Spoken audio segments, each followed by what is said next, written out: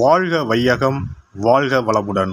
அனைத்து உறவுகளுக்கும் இனிய வணக்கம். நிகழும் ஸ்ரீ மங்களகரமான குரோதி ஆண்டு ஜூலை மாதம் 17ஆம் தேதி புதன்கிழமை அன்று அனுசம் நட்சத்திரத்தில் ஏகாதசி திதியில் சுப்பிரம் நாமயோகத்தில் பனிசை கரணத்தினில் சித்த யோகம் கூடிய நன்னாளில் இந்த மகத்தான ஆடி மாதம் பிறக்கிறது. ஆடி மாதம் என்றதும் நம் நினைவுக்கு வருவது ஆடிப்பெருக்கு மட்டும்தான். ஆனால் இந்த ஆடி மாதத்தில் நிறைய சிறப்பு அம்சங்கள் உள்ளன. ஆடி செவ்வாய், ஆடி வெள்ளி, ஆடி பூரம், ஆடி அமாவாசை என வரிசையாக நிறைய தினங்கள் கொண்டாடப்படுகிறது. நிறைய சுப தினங்கள் வந்தால் கூட இந்த ஆடி மாதத்தில் யாரும் சுப நிகழ்ச்சிகளை நடத்துவதில்லை. திருமணம் மற்றும் வளைகாப்பு போன்ற சுப நிகழ்ச்சிகளை இந்த மாதத்தில் வைப்பதில்லை. புதுமண தம்பதிகளையும் இந்த மாதத்தில் பிரித்து வைப்பது உண்டு. இந்த ஆடிப்பெருக்கு திருவிழாவின் போது புதுமண தம்பதிகள் புதிய மஞ்சள் கயிறுகளை மாற்றிக்கொள்வார்கள். இந்து ஜோதிடத்தின்படி ஆடி மாதம் ஒரு அசுபமான மாதமாக பார்க்கப்படுகிறது. எனவே இந்த மாதத்தில் திருமணம், சுப நிகழ்ச்சிகள், புதுமனை புகுவிழா என எந்த சுபகாரியங்களும் நடக்காது. இந்த ஆடி மாதத்தை ஒரு சூன்ய மாதம் என்றும் கூறுவார்கள். ஆடி மாதத்தை ஒரு சூன்ய மாதமாக பார்த்தாலும் இந்த மாதத்தில் ஏராளமான பூஜை மற்றும் விரதம் மேற்கொள்ளப்படுகிறது. இந்த மாதத்தில்தான் சக்தி தேவிகளையும் பைரவர், வாராகி நரசிம்மர், மகிஷாசுர மர்த்தினி, துர்க்கை அம்மன் போன்றோர்களை பக்தர்கள் மறக்காமல் வழிபடுகின்றனர். எனவே ஆடி மாதத்தில் நிறைய சிறப்பம்சங்களும் இருக்கத்தான் செய்கின்றன. ஆடி மாத கிரகநிலை என எடுத்துக்கொண்டால் ரிஷபத்தில் குருவும் செவ்வாயும், கடகத்தில் புதன், சுக்கிரன், சூரியனும், கன்னியில் கேது பகவானும், கும்பத்தில் சனியும், மீனத்தில் ராகு பகவானும் உள்ளனர். இம்மாத கிரக பெயர்ச்சி என பார்த்தால் ஆடி மாதம் 3ஆம் தேதி புதன் பகவானும் 15ஆம் தேதி சுக்கிர பகவானும் இடப்பெயர்ச்சி ஆகின்றனர். அதைத் தொடர்ந்து 20ஆம் தேதி புதன் பகவான் வக்கிரம் அடைகிறார். ஆக புதனும் சனியும் இம்மாதம் வக்கரத்தில் சஞ்சாரம் செய்கின்றனர். இந்த கிரக அமைப்பினால் உங்கள் வாழ்வில் உண்டாகும் சுப மற்றும் அசுப பலன்கள் என்ன என்பதனை பற்றி காண்போம். எந்த ஒரு விஷயத்திலும் சின்னதை பெரியதாகவும் பெரியதை சிறியதாகவும் மாற்றும் கலையை அறிந்த மிதுன ராசி அன்பர்களே, இந்த மாதம் தேவையான உதவிகள் அனைத்தும் கிடைக்கும். பணவரத்து அதிகரிக்கும், வீண் அலைச்சல் உண்டாகும். உழைப்பு அதிகரிக்கும், பயணங்களால் வீண் செலவு உண்டாகும்.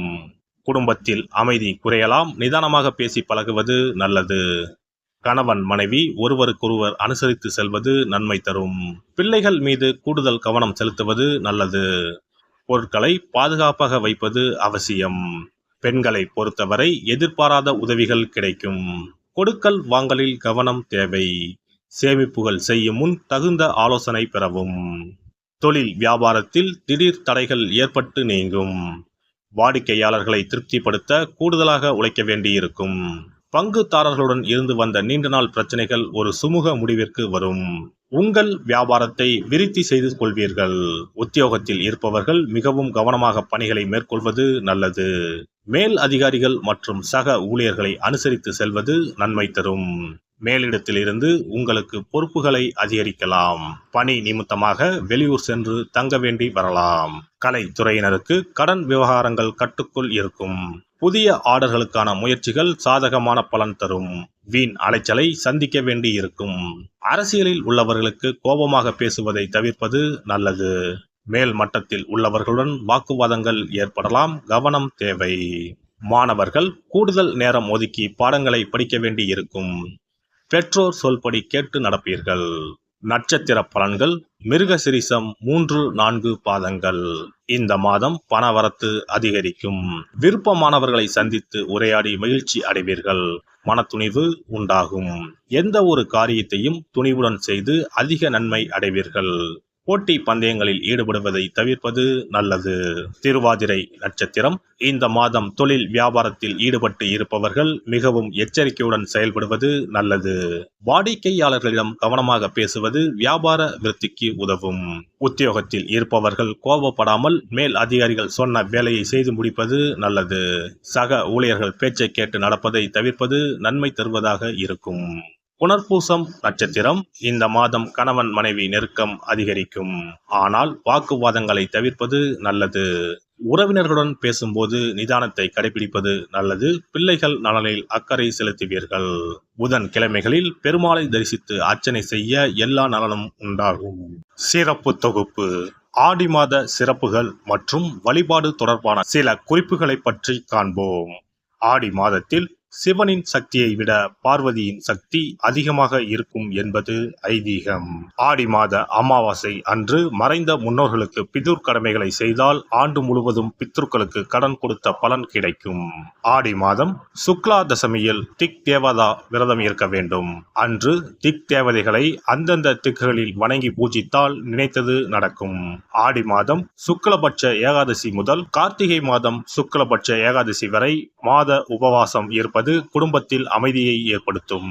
ஆடி மாத செவ்வாய்க்கிழமைகளில் கோவிலில் எலுமிச்சப்பழ விளக்கு ஏற்றினால் கூடுதல் பலன்கள் கிடைக்கும். ஆனால் எலுமிச்சப்பழ விளக்குகளை ஒருபோதும் வீட்டில் ஏற்றக்கூடாது. வளர்பிறை துவாதசி நாளில் தொடங்கி கார்த்திகை மாதம் வளர்பிறை துவாதசி நாள் வரை பெண்கள் துளசி பூஜை செய்து வந்தால் நினைத்தது நடைபெறும். வீட்டில் சகல செல்வங்களும் குவியும்.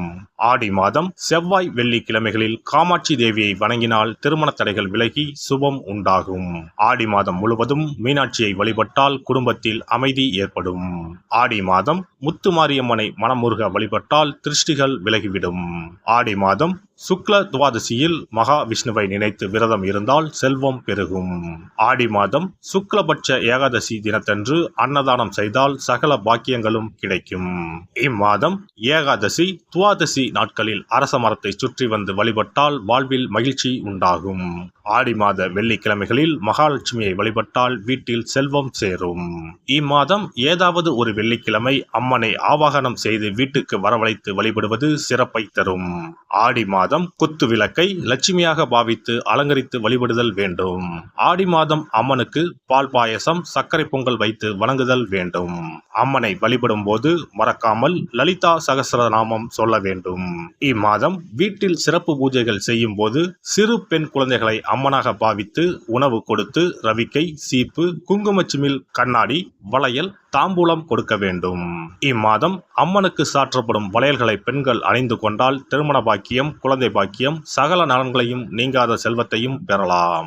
ஆடி மாத வெள்ளிக்கிழமைகளில் அதிகாலையில் எழுந்து குளித்து தூய ஆடை அணிந்து சாணத்தை பிள்ளையராக பிடித்து செவ்வரளி செம்பருத்தி அருகு கொண்டு சூரிய உதயத்திற்கு முன்னர் விநாயகரை பூஜிக்க வேண்டும். வாழை இலை மீது நெல்லை பரப்பி அதன் மீது கொழுக்கட்டை வைத்து விநாயகரை வழிபட செல்வம் கொளிக்கும். ஆடி பௌர்ணமி அன்று சிவபெருமானுக்கு திரட்டுப்பால் அபிஷேகம் செய்து கருப்பு பட்டாடை 100 முத்துக்கள் கோர்த்த மணிமாலை கரு ஊமத்தம் பூ மாலை அணிவித்து மூங்கில் அரிசி பாயாசம் படைத்து வழிபட்டால் எப்பேற்பட்ட பகையும் விலகும். பொதுவாகவே வெள்ளிக்கிழமைகள் அம்பாளுக்குரிய சிறந்த நாட்களாகும். இதனோடு அயனத்துக்குரிய சிறப்பும் சேர்வதால் ஆடி மாதத்தில் வரும் வெள்ளிக்கிழமைகள் அம்பாளுக்கு தனிச்சிறப்பு கொண்டவையாக கருதப்படுகின்றன. எல்லாம் வல்ல இறையருளால் நீங்களும் உங்கள் அன்பு குடும்பமும் உடல் நலம் நீலாயுள் நிறை செல்வம் உயர் புகழ் மெய்ஞானம் ஓங்கி வாழ்க வளமுடன். இந்த வீடியோ பதிவு உங்களுக்கு பிடித்திருந்தால் லைக் பண்ணுங்க, கமெண்ட் பண்ணுங்க, ஷேர் பண்ணுங்க, மறக்காம சப்ஸ்கிரைப் பண்ணுங்க, பக்கத்துல இருக்கிற பெல் பட்டனை கிளிக் பண்ணுங்க. நன்றி, வணக்கம். ஓம் நமச்சிவாய. சிவாய நம.